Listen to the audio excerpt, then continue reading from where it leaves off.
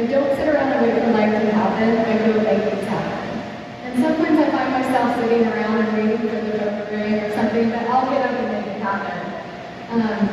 If I want something in my life, I can do it for others, and then I feel like I've done it, then it's happened to me. So there's been so many times where I've gone to Dylan's, gotten $5 flowers that are really pretty, and taken them to people, and it feels like somebody's giving me flowers. So I do that often, and it just changes my whole day. That's why, I probably dance every day, and a lot of times in between clients, I feel bad for the person who obviously doesn't me because I'll be up and down, and it changes my energy, so it's good stuff. If I don't like something, I change it. I say to be a responsible rebel.